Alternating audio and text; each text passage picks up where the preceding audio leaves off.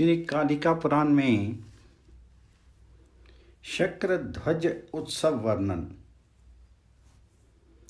और ने कहा, इससे अनंतर हैं राजेंद्र, अतएव आप शक्र उत्थान ध्वज उत्सव का श्रवण कीजिए, जिसको संपादित करके राजा किसी समय भी पराभव की प्राप्ति नहीं किया करता। हरिस्थ रविवार के दिन श्रवण से युक्त द्वादशी तिथि में राजा को इंद्रदेव का सम आराधन करना चाहिए। इसको भली भांति करने से सब प्रकार के विघ्नों की उपशांति हुआ करती है। राजा परिवार नाम वाला, जिसका वासु नाम दूसरा है, नृप इसे करें। यह पिछले समय में अतुल यज्ञ प्रवृत्त हुआ था। नभ मास में वर्षा ऋतु में द्वादशी तिथि में शुक्ल पक्ष में पुरोहित बहुत प्रकार के वाद्यों और तूर्यों से समन्वित हो। सबसे प्रथम इंद्र के केतु के लिए वृक्ष को आमंत्रित करके उसको वर्धित करना चाहिए। संवत्सर और वार्षिक मंगल को तो किया हुआ हो, उद्यान में, देवता के आगार में, शमशान में और मार्ग के मध्य में जो भी तरुआर सम उत्पन्न हो, उसका वायस ध्वज में वर्जन कर देना चाहिए। जो बहुत वल्लियों से संयुक्त हो, शुष्क हो, बहुत से कांटों से समन्वित हो, कुब्ज अर्थात टेढ़ा हो, वृक्ष आदनीय युक्त हो तथा लताओं से छन्न तरु हो, उसका परित्याग कर देना चाहिए।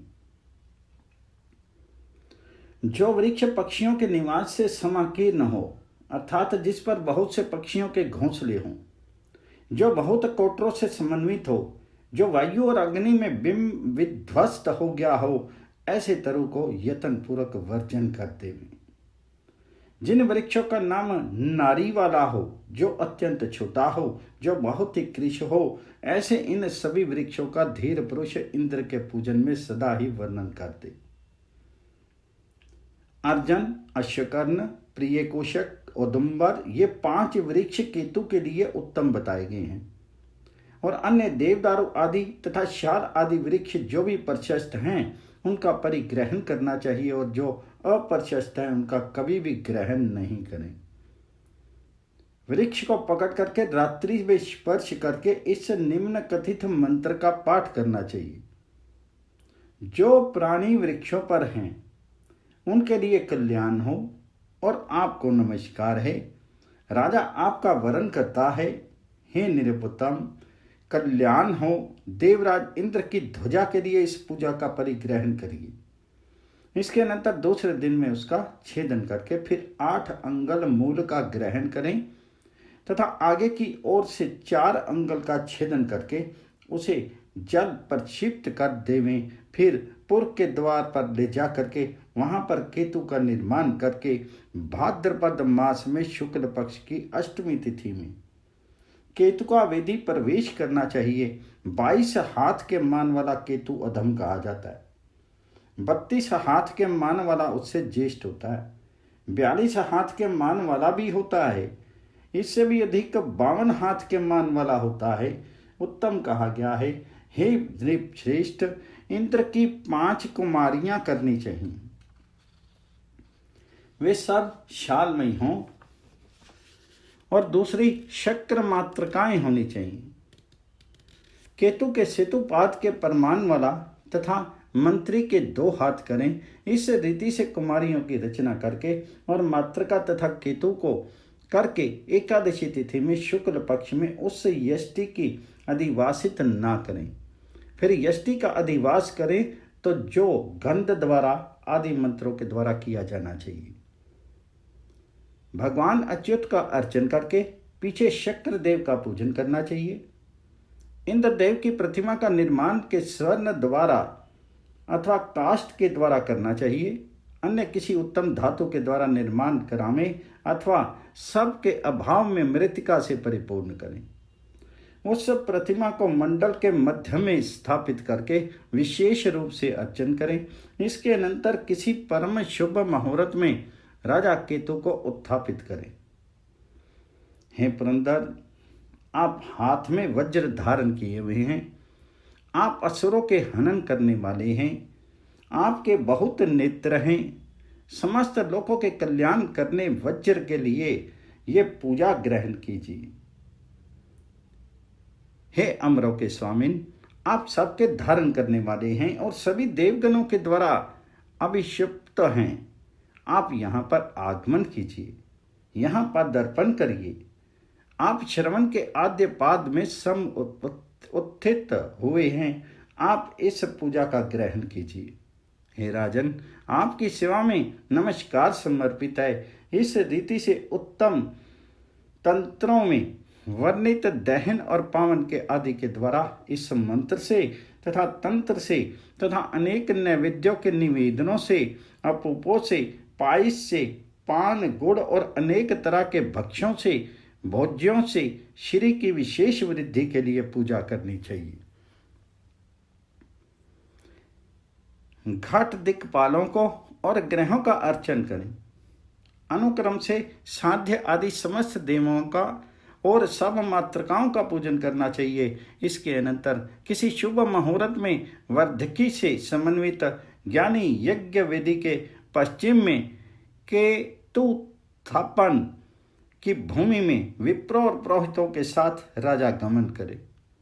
सुमंगल 5 रज्जुओं से सुबुद्ध मंत्र से श्लिष्ट मातृकाओं के सहित कुमारियों से संयुक्त और दिक्पालों के पाद को युक्त ब्रहण अतिकांत सुपूरित अनेक द्रव्यों से यथा वर्ण और यथा देश में वस्त्र से वेष्टित किए हुए हैं योजितों से युक्त उसको जो किंकिनी के जलों से तथा बड़े घंटाओं से और चामरों से भूषित तथा रत्नों की माला से अलंकृत अद्भुत माल्यों और अंबरों से तथा चारों तोरणों से राजकीयों के द्वारा धीरे धीरे महाकेतु को उत्पाथित करें। मंडल में पूजित उस महाकेतु को उठा करके इंद्रदेव का चिंतन करते हुए उस प्रतिमा को केतु के मूल में ले जावें।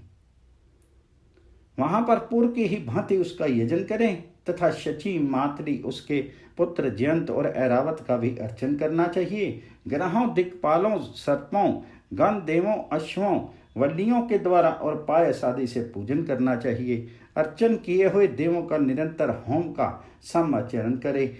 होम के अंत में बलि देवे जो महात्मा वासव के लिए देनी चाहिए। हे नरोत्तम, तिल, घृत, अक्षत, पुष्प, दूर्वा इनके द्वारा अपने अपने मंत्रों से देवों का हवन करना चाहिए। इसके उपरांत होम के अंत में ब्राह्मण को भोजन करावें। इस रीति से 7 रात्रि पर्यंत दिन दिन में नित्य भली भांति अर्चन करना चाहिए। देवों और वेदांग शास्त्रों के पारगामी विद्वान ब्राह्मणों के सहित राजा सर्वत्र इंद्र की पूजा में कीर्तित किया गया है। त्राताराम यह मंत्र इंद्र का परम प्रिय है। इसका प्रकार करके दिवा के भाग में शक्र का उत्थापन करें। श्रवण नक्षत्र से युक्त 12वीं तिथि में राजा को स्वयं भरने के अंतिम चरण में रात्रि में शर्क का विसर्जन करना चाहिए। हे नृप शार्दूल, इस कारण से नृप शक्र का विसर्जन का यह मंत्र कहा गया। सुर असुर गणों के साथ पुरंदर क्रतु इस उपहार को ग्रहण कर हे महेंद्र ध्वज गमन कीजिए। सूतक के उत्पन्न होने पर भौम अथवा शनिवार में भूकंप आदि उत्पात के हो जाने पर वासव का विसर्जन नहीं करना चाहिए। उत्पात होने पर तथा उपल्लव के दर्शन होने पर 7 रात्रि को व्यतीत करके तथा शनिवार और भौमवार को छोड़ करके अन्य नक्षत्र में भी विसर्जन कर देना चाहिए। सूतक के संप्राप्त हो जाने पर सूतक के अंत में जिस किसी भी दिन में विसर्जन कर दें। राजा के द्वारा उसी भांति क्रतु की रक्षा करनी चाहिए, जिससे हे नृप शार्दूल क्रतु पर शकुन पतन ना करे जब तक उसका विसर्जन ना हो। जिस प्रकार से आदि में उत्थापन हो धीरे धीरे पातन करना चाहिए।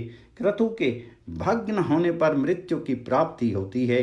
हे नृप, अलंकारों के सहित विसर्जन किए हुए शक्र केतु को रात्रि में अगाध जल में निम्न वर्णित मंत्र के द्वारा प्रक्षिप्त कर दे।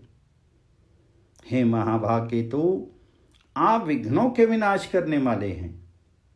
समस्त लोगों के भव के लिए आप जब तक संवत्सर हो जल में स्थित रहें।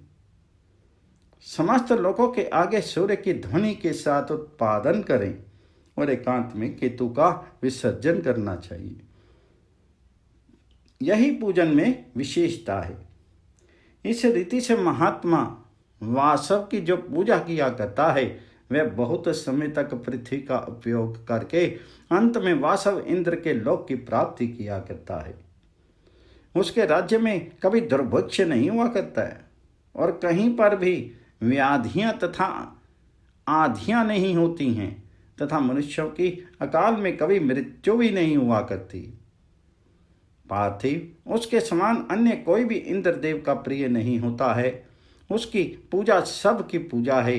भगवान केशव आदि वहाँ पर ही सब विराजमान रहा करते हैं। समस्त कलुषों का अपहरण करने वाले, व्याधि और दुर्भिक्ष का नाशक, सकल भवों का विशेष, सब प्रकार के सौभाग्य का संपादन करने वाला, शक्र केतु का सुरपति के ग्रह की वाणियों से वाचन प्रिय शरत काल में अनेकों उपचारों के द्वारा श्री वृद्धि के लिए पूजन करना चाहिए। ओम कालिकाय नमः। श्री कालिका पुराण में राजा के पालनीय नियम और ने कहा है, नृप, ज्येष्ठ मास के दशहरा में भगवान विष्णु की इष्टि के विषय में अब आप श्रवण कीजिए। जिस विधि से नृप को सदा भगवान विष्णु की इष्टि करनी चाहिए, प्रतिवर्ष राजा को भगवान हरि की स्वर्ण की प्रतिमा का निर्माण करना चाहिए अथवा किसी अन्य उत्तम धातु के द्वारा बनवाने का या काष्ठ की अथवा शिलामय प्रतिमा की रचना करानी चाहिए।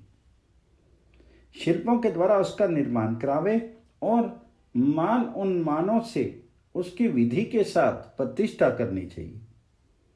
उसकी संस्थापना किसी देवालय में करावे या स्वयं द्वारा निर्मित देवालय में करे।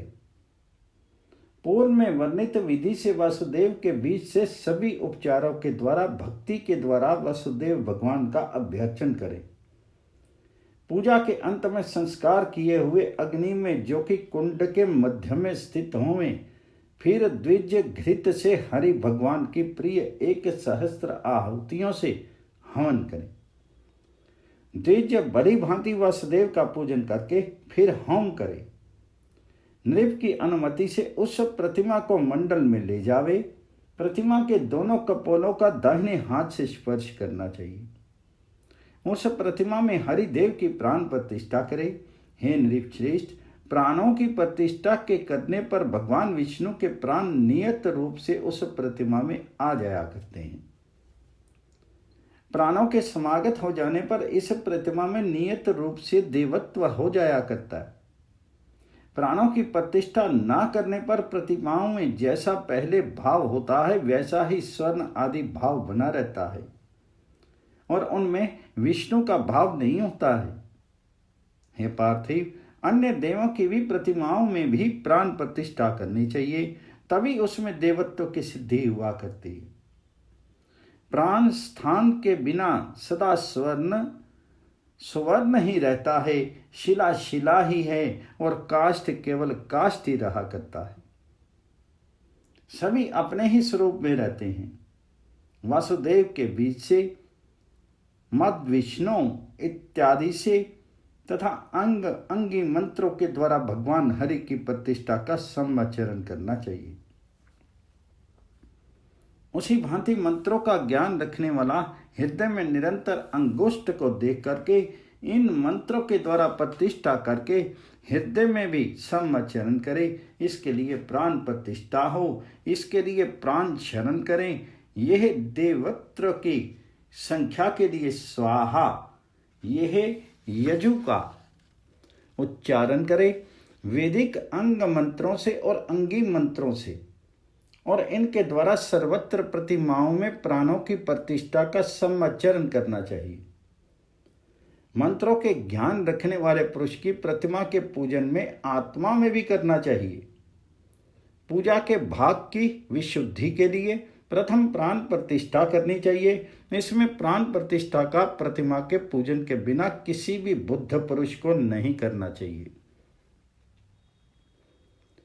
निपश्रेष्ठ 10वीं में इस भगवान विष्णु की इष्टि को करके उसके पूर्ण हो जाने पर ही फिर उस प्रतिमा को स्थापित करें। इस प्रकार से राजा दशहरा में हरि भगवान की इष्टि को करके सभी मनोरथों की प्राप्ति कर लिया करता है और वह विघ्नों से भी रहित होता है। श्री पंचमी में भी देवी का कुंद के पुष्पों के द्वारा उस समय में प्रकृष्ट रूप से पूजन करना चाहिए। गजराज पर संस्थित वासव का उत्तम उपहारों के द्वारा अर्चन करें। यहाँ पर पूजन में भी वासव का पहले कहे हुए लक्ष्मी के महातंत्र का ग्रहण करना चाहिए और क्रम के अनुसार मंडल आदि का भी ग्रहण करे। इस प्रकार से पूजन के करने पर और श्री पंचमी के विशेष रूप से किए जाने पर नृप श्री से समन्वित होता है और कभी भी श्री की हानि को नहीं प्राप्त किया करता है। हे पार्थिव, ये समाचार विशेष मैंने आपके सामने वर्णित कर दिया है और निषेध में विशेषों का श्रवण कीजिए, जिसे कि श्री के द्वारा इष्ट किया जाता है। भगवान विष्णु का भली भांति पूजन ना करके तथा दान ना दे करके राजा को कभी भी भोजन नहीं करना चाहिए। पुरोहितों के द्वारा नित्य अग्निहोत्र का हवन करना चाहिए।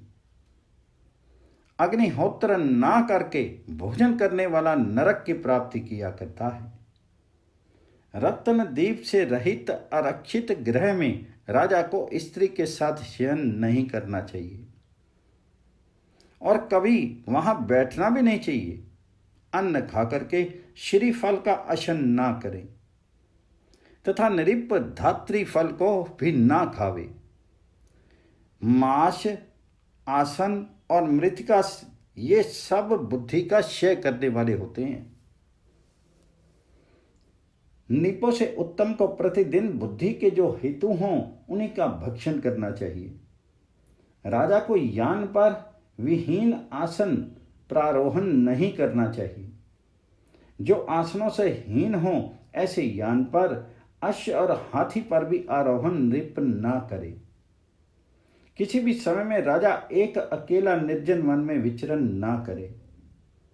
राजा को चाहिए किसी भी समय भोजन में मद के कारण पदार्थ का अशन ना करे। अष्टमी तिथि में कभी भी मांस और मैथुन का सेवन ना करे। 10 श्राद्ध, 11 श्राद्ध, तिलों से तर्पण वह राजा ना करे जिसका पिता जीवित हो। ऐसा करके पाप को प्राप्त किया करता है। राजा को राज्य पर क्षेत्रज्ञ तन्यों का अभिषेक नहीं करना चाहिए। जबकि और सुपुत्र हों तो उसके होते हुए पितृगणों की शुद्धि के लिए और सुपुत्र का ही अभिषेक करे। ओरस, क्षेत्रज, दत्तक, कृत्रिम, गूढ़ उत्पन्न, अपिवद्ध ये पुत्र भाग के योग्य हुआ करते हैं। कानीन अर्थात कन्या से उत्पन्न, सहोड़, क्रीत, क्रीत अर्थात धन देकर खरीदा हुआ, पुनर्भव, स्वयंदत्त और दास ये 6 पुत्र पांसुल होते हैं। पूर्वों के अभाव में दूसरों का अभिषेक करें। जो पुनर्भव, स्वयंदत्त और दास हों उनका कभी भी राज्य में योजन नहीं करें। दत्तक आदि पुत्र भी जो निज गोत्र के द्वारा संस्कार किए गए हों वे अन्य के तेज से समुत्पन्न हुए पुत्रता को प्राप्त हुआ करते हैं। पिता के गोत्र से राजा का जो पुत्र संस्कार किया हुआ है वह चूड़ाक्रम पर्यंत पुत्र नहीं होता है, अन्य से ही पुत्रता को प्राप्त होता है। यदि चूड़ांत संस्कार निज गोत्र से संस्थित होवे वे दत्तक आदि पुत्र होते हैं, अन्यथा दास कहा जाया करता है। हे नृप, 5वें वर्ष से ऊपर दत्तक आदि पुत्रों को ग्रहण करके प्रथम 5 वर्षीय पुत्रेष्टि का समाचरण करना चाहिए। पुनर्भाव पुत्र को जैसे ही सम उत्पन्न हो उसे सम्मानित करे। मनुष्य को चाहिए कि जातकर्म आदि समस्त संस्कारों को करे। पुनर्भाव अष्टोम के करने पर पुनर्भाव कहा गया है। पिता का एक उद्दिष्ट श्राद्ध नहीं करना चाहिए। जो मूल्य के द्वारा वनिता खरीदी गई है वह वनिता दासी कही जाती है। उसमें जो भी पुत्र समुत्पन्न होता है वह पुत्र दास कहा गया है। वह राजा के राज्य का भागीदारी हुआ करता है, किंतु विप्रों के श्राद्ध करने वाला नहीं होता है। राजा उसका नियोजन करके उससे तामिस्त्र नामक नरक में जाया करता है। राजा को चाहिए कि वह कान्याव्यम अर्थात विशेष अंग वाला अर्थात अंगहीन, पुत्र रहित, अनभिज्ञ, अजित इंद्रिय, बहुत छोटे कद वाला रोगी को कभी अपना पुरोहित ना बनावे। राजा को चाहिए कि वह कभी कृपण के धन को ग्रहण नहीं करे। द्विज को बहुत अधिक धन भी नहीं देवे। राजा कभी कामुक और उन्मत्त हाथी पर आरोहण नहीं करे। उस कामुक पर समारोहण करके इस लोक और परलोक में विषाद को प्राप्त किया करता है। संपूर्ण धन के द्वारा राजा को अपनी आयु की वृद्धि के लिए यत्न करना चाहिए। किसी भी क्रूर वार के दिन अष्टमी और षष्ठी तिथि में उत्तम नृप को अंजन, अभ्यंजन और तांबूल का भी भोजन नहीं करना चाहिए। चंद्रमा और सूर्य का ग्रहण अतीव सूक्ष्म होवे या पूर्ण हो तो राजा को रक्त सूर्य का स्वयं अवलोकन नहीं करना चाहिए। जो उत्पात उत्पन्न होता है, चाहे वह दिव्य हो, भूमिगत हो या आकाशगत हो, यत्न पूर्वक उसे राजा को नहीं देखना चाहिए, और यदि देख भी लेवे तो 3 दिन भोजन नहीं करे। राजा सदा मंगल रत्न को धारण करे और दूर्वा के सहित ही पहने। राजा कभी भी वस्त्र से न ढके हुए शरीर को विप्रों के लिए ना दिखावे, पानी में अपने मुख को ना देखे, पर्वों में मांस ना खावे, खर, उष्ट्र, वासी और गुर्वनी पर आरोहण ना करे। इस प्रकार से नए शास्त्र से संयुक्त राजा चतुरंग को वर्धित करता हुआ अपने आप की निरंतर रक्षा करके सदा तेज का वर्धन करे। जो भक्ष्य बीज के क्षय करने वाला होवे उसकी भोज्य को पानक, क्षार, शाक आदि बहुत खट्टे और बहुत तिक्त चरपरा का वर्जन कर देना चाहिए। कांचे के पात्र में और चांदी के पात्र में स्थित तथा नदी का जल मूत्र की वृद्धि करने वाला है तथा तेज के क्षय करने वाला है, इसको वर्जित कर देवें। ताम्र, लोहा, स्वर्ण, शीशा के पात्र में स्थित तथा फल और चर्म में स्थित जल तेज की वृद्धि करने वाला होता है। ऐसे ही जल का यत्नपूर्वक सेवन करना चाहिए। संपूर्ण मूल कृत्यों में और सदाचारों में स्थित रहने वाला इस लोक में अनेक भोगों का उपभोग करके परम इंद्र के स्थान को प्राप्त किया करता है। मार्कंडेय महर्षि ने कहा, मुनियों में परम श्रेष्ठ और ने इस रीति से राजा सगर को शासित किया था और उन्होंने सब शास्त्रों को, गुहकों को और सदाचारों को बहुत बार महात्मा सगर राजा को कहकर सुना दिया। राजनीति, सत्पुरुषों की नीति और जो भी कुछ शास्त्रों में संभव है, संहिताओं में, पुराणों में और जो आगमों के समुदाय में है, राजा सगर ने सभी कुछ धीमान और के मुख से श्रवण किया था।